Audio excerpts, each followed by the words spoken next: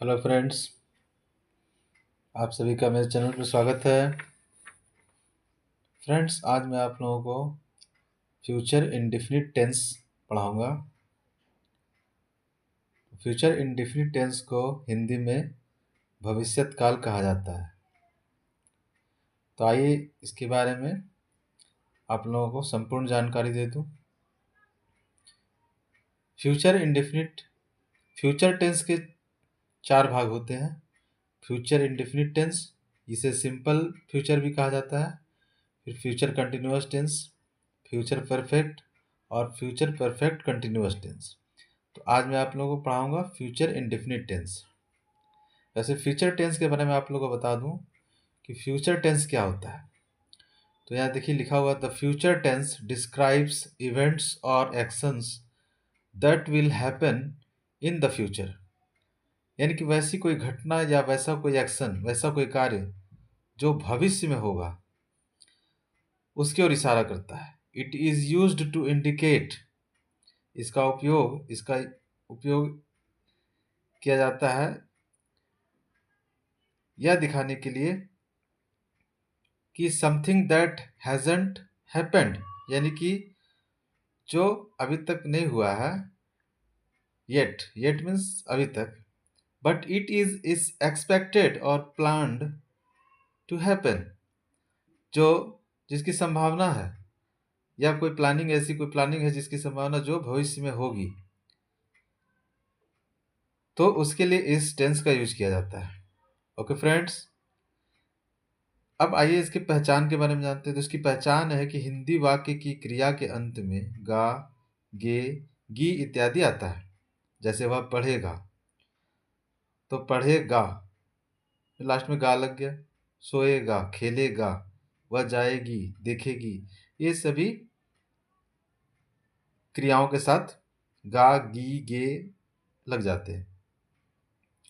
तो इसको बनाने का तरीका है सकारात्मक वाक्य के लिए, यानी कि अफर्मेटिव सेंटेंस के लिए जो ऑक्सिलरी वर्ब है, यानी कि जो सहायक क्रिया है, विल और सेल का यूज किया जाता है। द ऑक्सिलरी वर्ब्स विल और shall are used to express future actions. भविष्य में होने वाले कार्य को दर्शाने के लिए इस टेंस में जो सहायक क्रिया यूज की जाती है वह विल और सेल है। जैसे एग्जाम्पल के तौर पर ही विल कम टुमारो, वह कल आएगा। तो यहाँ पर जो सहायक क्रिया है, ऑक्सिलरी वर्ब है, वह विल है। तो इसका स्ट्रक्चर ये है, सबसे पहले सब्जेक्ट, उसके बाद सेल या विल, उसके बाद वर्ब का फर्स्ट फॉर्म, बेस फॉर्म, और ऑब्जेक्ट है तो ऑब्जेक्ट, कॉम्प्लीमेंट है तो कॉम्प्लीमेंट। आइए और पढ़ने से जान लेते हैं। In the future indefinite tense में shall will is used with base form verb one, यानी कि सेल और विल का यूज वर्ब के बेस फॉर्म के साथ किया जाता है। Of the verb, shall is used with I and we. Shall का यूज आई और वी के साथ होता है, और will is used with all other subjects, और बाकी सभी सब्जेक्ट के साथ विल का यूज किया जाता है। Will is also used with I and we, और विल का यूज आई और वी के साथ भी होता है, लेकिन कब? जब देयर इज डिटर्मिनेशन और प्रोमिसेस, अगर कोई निश्चय करके कुछ बोलता है कि वह जरूर से जाएगा, तब वहां पर सेल की जगह आई के साथ विल लग जाएगा, वी के साथ सेल की जगह विल लग जाएगा। ऐसे जनरली आई और वी के साथ सेल का ही यूज होता है, लेकिन अभी मॉडर्न एज में आप लोगों को मैं और अच्छा बढ़िया से बता देता हूँ फ्रेंड्स। लेकिन उससे पहले आप लोगों से अनुरोध है कि आप लोग स्किप मत कीजिएगा वीडियो को, और वीडियो अगर अच्छी लगे तो लाइक कीजिएगा, और मेरे चैनल इंग्लिश ग्रामर विथ पुरुषोत्तम कुमार को सब्सक्राइब कीजिएगा। तो मैं बता रहा था कि इसमें सेल और विल जो है, सेल एक्चुअली में सेल मॉडल वर्ब है। सेल जो है मॉडल वर्ब है, और सेल और विल ऑक्सिलरी वर्ब है। अब जैसा आप भी जानते हैं सहायक क्रिया है। तो जब किसी बात को जोड़ दिया जाए कि नहीं मैं यह काम अवश्य ही करूँगा या मैं ज़रूर से करूँगा, तब वहाँ पर आई और वी के साथ विल का यूज़ हो जाएगा। लेकिन जनरली आई और वी के साथ शैल ही यूज़ होता है, और other subject he, she, it सभी के साथ शैल का यूज़ किया जाता है। और एक चीज़, शैल का यूज परमिशन के लिए भी होता है। जैसे मुझे कोई परमिशन किसी से कुछ लेनी है कि क्या मैं खाऊं, तो शैल का यूज किया जाएगा। शैल आई ईट, शैल वी प्ले, क्या मैं खेलूं। ओके फ्रेंड्स, आइए अब इसके स्ट्रक्चर को देखते हैं। तो इसका स्ट्रक्चर है, देखिए P, P means positive sentence यानी अफर्मेटिव सेंटेंस। अफर्मेटिव सेंटेंस के लिए सबसे पहले सब्जेक्ट, उसके बाद शैल और will according to the subject. Subject जैसा रहेगा उस हिसाब से शैल और विल का यूज होगा। उसके बाद वर्ब का बेस फॉर्म, मूल रूप, और उसके बाद other parts of the sentence. और नेगेटिव सेंटेंस के लिए कुछ नहीं करना है, शैल और विल के बाद नॉट लगा देना है, बाकी सारा सब कुछ वैसे ही है। और इंटेरोगेटिव सेंटेंस यानी कि प्रश्नवाचक वाक्य के लिए आपको सबसे पहले शैल और विल को लगाना है, उसके बाद सब्जेक्ट, उसके बाद वर्ब का बेस फॉर्म यानी कि verb one plus other part of the subject. तो आइए बनाते हैं सम एग्जांपल्स।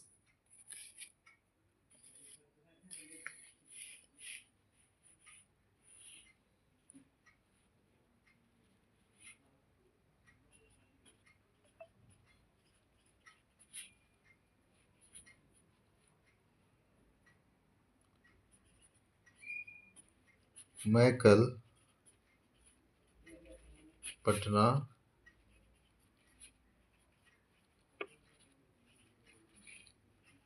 जाऊंगा।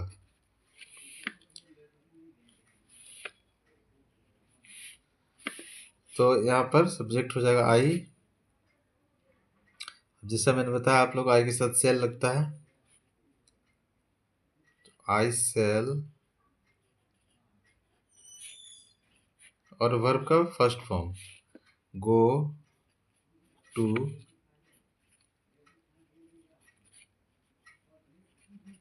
पटना। अब ये आने वाले कल की बात हो रही है, जो अभी बीत गया है वो कल नहीं, जो आने वाला कल है, तो उस कल की बात हो रही है कि मैं कल पटना जाऊंगा। तो इसके लिए टुमारो लगेगा, इसके लिए हम लोग टुमारो लिख देंगे। आई शैल गो टू पटना टुमारो। अब अगर इसमें इसको नेगेटिव बनाना है तो हम लोग कैसे बनाएंगे?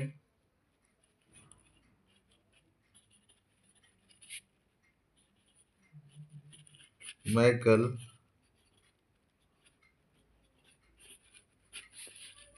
दिल्ली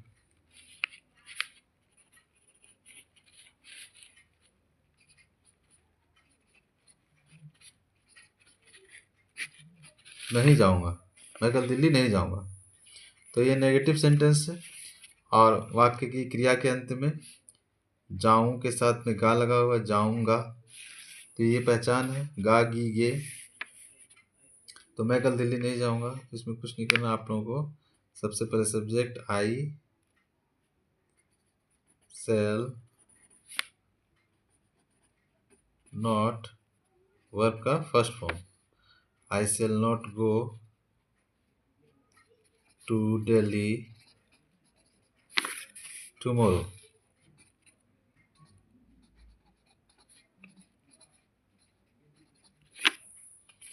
ओके फ्रेंड्स, ये बन गया आपका negative sentence. I shall not go to tomorrow Delhi tomorrow. I shall not go to Delhi tomorrow, मैं कल दिल्ली नहीं जाऊंगा।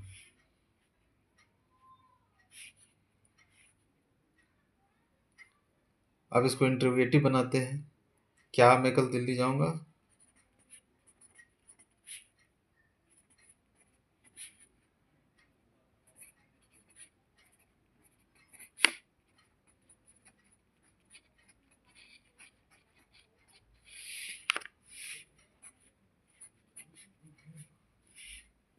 तो इसके जगह को हम लोग चेंज कर देते हैं, सेल या विल को पहले लगा देते हैं। सेल आई, उसके बाद सेल, सबसे पहले सेल, फिर सब्जेक्ट आई, फिर वर्ब का main form, base form, go to Delhi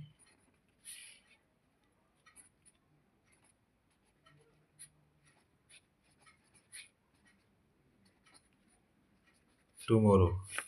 cell I get go to Delhi tomorrow, क्या मैं कल दिल्ली जाऊंगा। तो ये आपका तीनों बन गया, अफर्मेटिव सेंटेंस भी बन गया। I shall go to Patna tomorrow, मैं कल पटना जाऊंगा, ये अफर्मेटिव सेंटेंस हो गया। मैं कल दिल्ली नहीं जाऊंगा, तो नहीं के लिए आपको नहीं कहाँ लगाना है, सेल और गो, यानी मेन वर्ब, ऑक्सिलरी वर्ब और मेन वर्ब के बीच में नॉट लगाना। I shall not go to Delhi tomorrow, मैं कल दिल्ली नहीं जाऊंगा। क्या मैं कल दिल्ली जाऊंगा, ये प्रश्नवाचक वाक्य है। इसमें आपको क्या करना, सबसे पहले सेल को लगाना या विल को लगाना अकॉर्डिंग टू द सब्जेक्ट, उसके बाद सब्जेक्ट, उसके बाद वर्ब का मेन फॉर्म, उसके बाद ये प्रीपोजिशन है। कहीं जाने की बात होती है तो टू लगाया जाता है, तो यहाँ दिल्ली जाने की बात हो रही है तो टू लगाया गया, और यहाँ पे जगह का नाम दिल्ली, और ये आने वाले कल की बात हो रही है तो इसलिए टुमारो उसमें क्वेश्चन। क्या मैं कल दिल्ली जाऊंगा, shall I go to Delhi tomorrow. आइए कुछ और उदाहरण देखते हैं। इसी तरह से आप लोग अगर समझ समझ के पढ़ेंगे, कुछ ही दिनों में आप लोग अच्छी अंग्रेजी बोलने लग जाएंगे।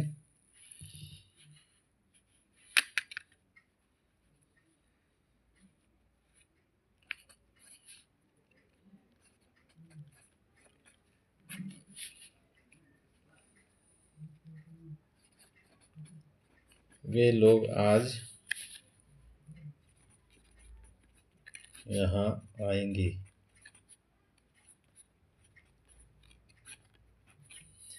वे लोग आज यहाँ आएंगे। अब देखिए, ये भविष्य में होने वाले कोई कार्य की बात हो रही है।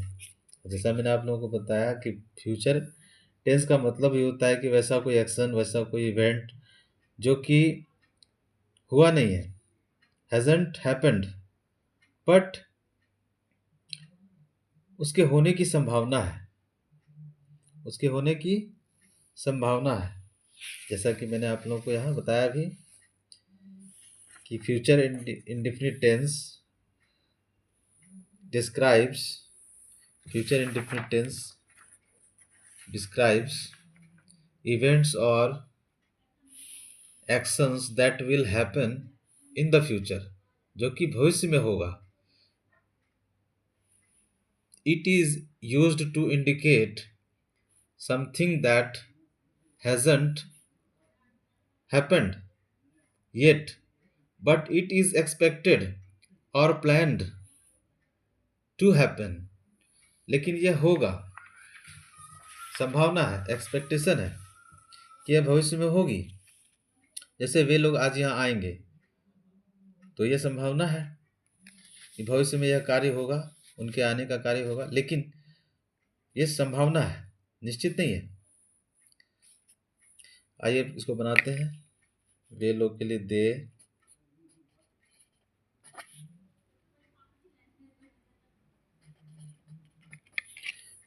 विल, अब मेन वर्ब का जो मेन फॉर्म है वही लगा देंगे।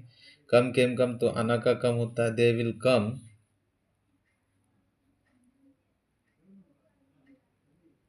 यहाँ के लिए here, they will come here.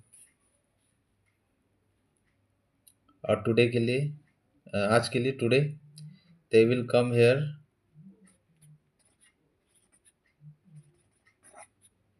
Today, they will come here today.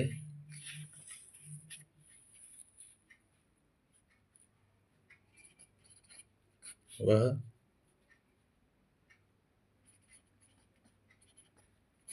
आज खाना नहीं खाएगा, वह आज खाना नहीं खाएगा।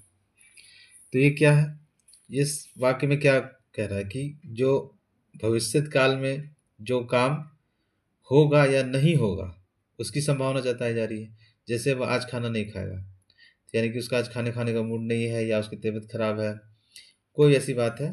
लेकिन जो खाने की जो क्रिया है, एक्शन जो है, that will not happen today, वह क्रिया आज नहीं होगी। तो इसीलिए बोल रहा है कि वह आज खाना नहीं खाएगा। तो एक्सपेक्टेशन है, तो क्या करेंगे, ही विल के बाद नॉट लगा देंगे। ही विल नॉट, और वर्ब का main form, he will not eat food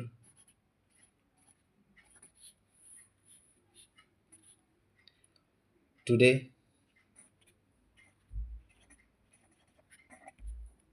he will not eat food today. तो ये नेगेटिव सेंटेंस बन गया। क्या वह आज खाना नहीं खाएगा? देखिए इसी में बनता चला जाएगा, एक ही सेंटेंस से तीनों बन जाएंगे, पॉजिटिव भी बन जाएंगे, नेगेटिव भी बन जाएंगे और इंट्रोगेटिव भी बन जाएंगे। ये तो आपको समझाने के लिए मैं बता रहा हूँ। आप इसी तरह से घर में प्रैक्टिस करते रहिए। 10 सेंटेंस 20 सेंटेंस आप डेली बनाइए, देखिए आप कुछ ही दिनों में अंग्रेजी बोलने लग जाएंगे और समझ जाएंगे अच्छी तरह से। क्या वह आज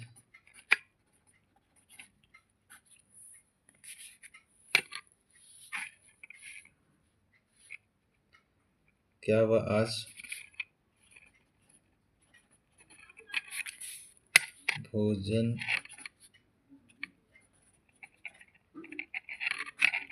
नहीं करेगा?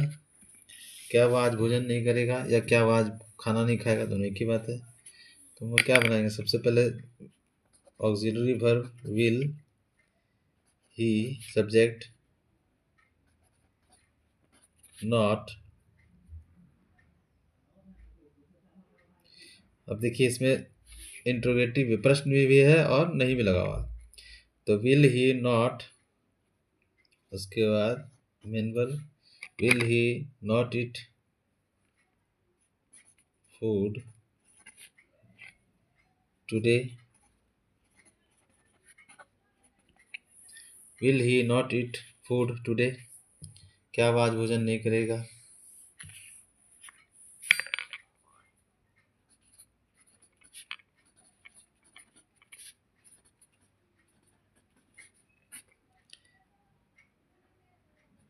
क्या तुम बाजार जाओगे?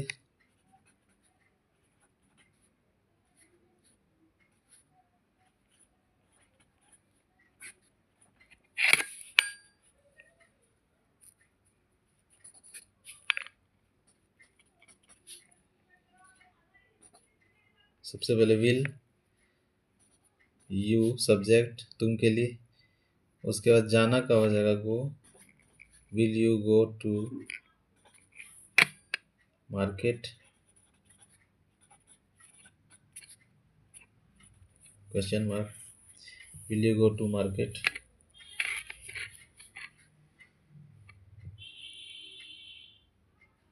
Will you go to market.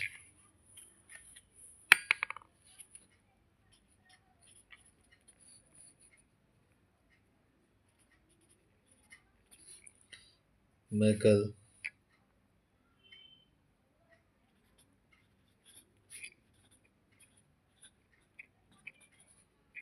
नहीं पढ़ूंगा। आई शैल नॉट, पढ़ना का होता है read, I shall not read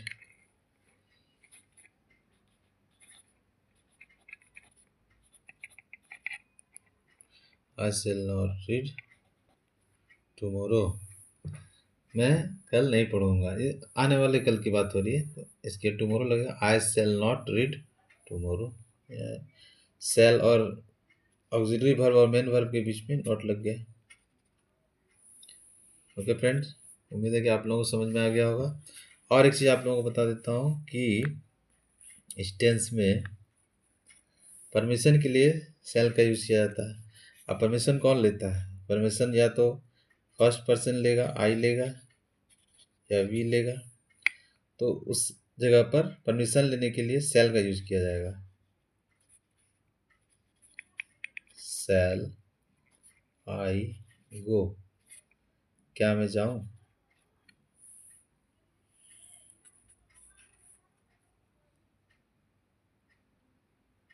okay friends, उम्मीद है आप लोगों को समझ में आ गया होगा। अगर आप लोगों को वीडियो अच्छी लगी तो वीडियो को लाइक कीजिए, सब्सक्राइब कीजिए और मेरे चैनल को देखते रहिए, वीडियो को देखते रहिए। Thank you.